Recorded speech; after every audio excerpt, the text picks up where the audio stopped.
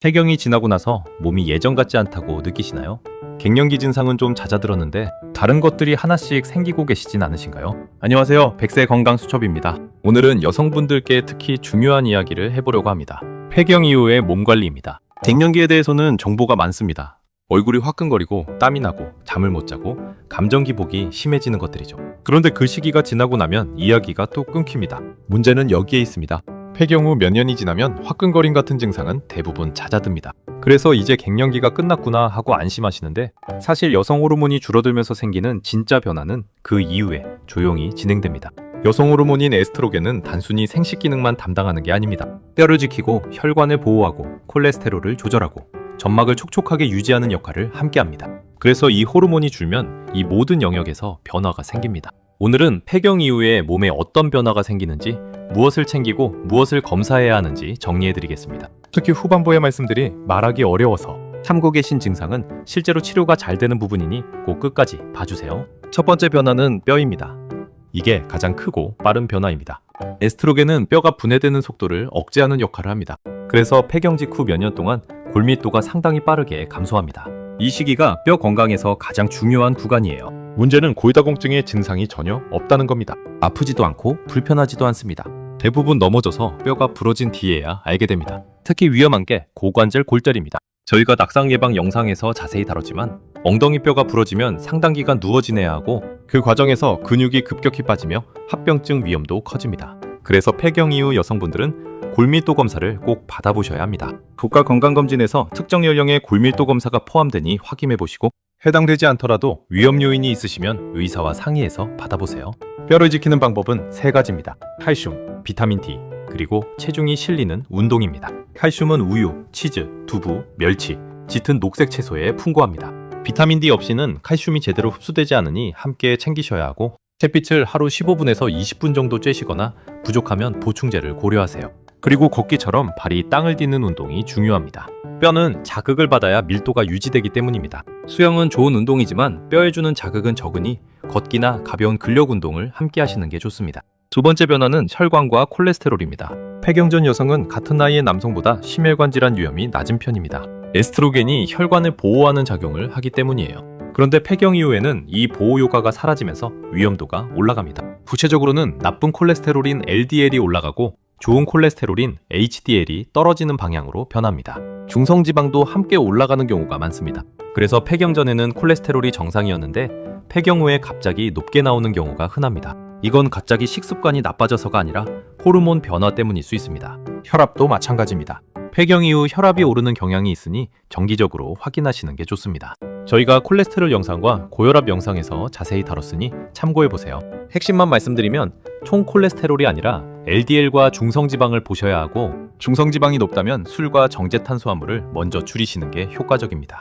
세 번째 변화는 체형과 근육입니다. 폐경 이후 같은 체중이라도 지방이 배 쪽으로 몰리는 경향이 나타납니다. 이건 단순히 보기 싫은 문제가 아니라 내장 지방이 늘면 인슐린 저항성이 생기면서 당뇨와 심혈관, 질환 위험이 함께 올라가기 때문에 중요합니다. 그리고 근육량도 줄어듭니다. 저희가 근감소증 영상에서 다룬 내용인데 여성분들은 원래 남성보다 근육량이 적기 때문에 감소했을 때의 영향이 더 큽니다. 여기서 많은 분들이 하시는 실수가 있습니다. 살이 쪘다고 극단적으로 붓는 겁니다. 그러면 근육부터 빠지고 근육이 빠지면 기초대사량이 떨어져서 오히려 살이 더 잘 찌는 몸이 됩니다. 폐경 이후 체중 관리의 핵심은 단백질은 유지하면서 정제 탄수화물과 당분을 줄이고 반드시 근력 운동을 병행하는 것입니다. 네 번째 변화는 앞에서 말씀드린 말하기 어려워서 참고 계신 증상입니다. 에스트로겐은 질과 요도 점막을 촉촉하고 탄력 있게 유지하는 역할을 합니다. 이 호르몬이 줄면 점막이 얇아지고 건조해지는데 이걸 폐경기, 비뇨생식기 증후군이라고 부릅니다. 구체적으로는 이런 증상들이 나타납니다. 질 건조감과 가려움, 성관계 시 통증, 소변 볼 때 따끔거림, 소변이 자주 마렵고 급하게 마려운 느낌, 반복되는 방광염, 그리고 기침하거나 웃을 때 소변이 새는 요실금입니다. 문제는 이 증상들이 저절로 좋아지지 않는다는 점입니다. 화끈거림 같은 증상은 시간이 지나면 잦아들지만 이건 오히려 시간이 갈수록 심해집니다. 그런데 많은 분들이 창피하다고 혹은 나이 들면 당연한 거라고 생각해서 말씀을 안 하십니다. 실제로 상당수 여성이 이 증상을 겪는데 병원을 찾는 비율은 낮다고 알려져 있어요. 여기서 꼭 말씀드리고 싶은 건 이건 치료가 잘 되는 증상이라는 점입니다. 국소적으로 사용하는 치료제도 있고 보습제나 윤활제 같은 비호르몬 방법도 있습니다. 산부인과나 비뇨의학과에서 상담받아보세요. 요실금도 마찬가지입니다. 골반적인 운동, 흔히 케겔 운동이라고 하는 것으로 상당히 개선되는 용어가 많습니다. 방법은 소변을 참는 느낌으로 골반 근육을 조였다가 5초 정도 유지하고 푸는 걸 반복하는 겁니다. 하루 여러 차례 나눠서 꾸준히 하시면 됩니다. 다만 소변을 실제로 참으면서 하는 건 권하지 않으니 소변을 본 뒤에 연습하세요. 증상이 심하다면 병원에서 치료받으실 수 있습니다.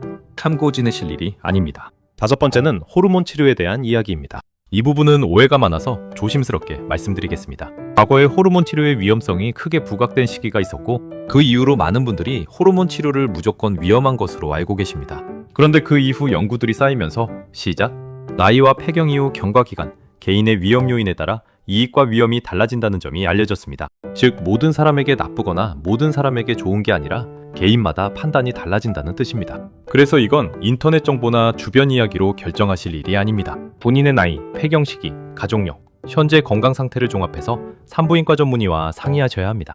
호르몬 치료를 하지 않더라도 증상별로 접근할 수 있는 다른 방법들이 있으니 그것도 함께 상담해보세요.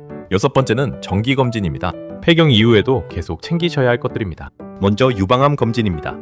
독가암 검진에 유방 촬영이 포함되어 있으니 대상 연령과 주기를 확인하고 빠뜨리지 마세요. 자궁정부암 검진도 마찬가지입니다. 폐경이 되었다고 필요 없어지는 게 아닙니다. 그리고 폐경 이후에 질출혈이 있다면 양이 적더라도 반드시 병원에 가셔야 합니다.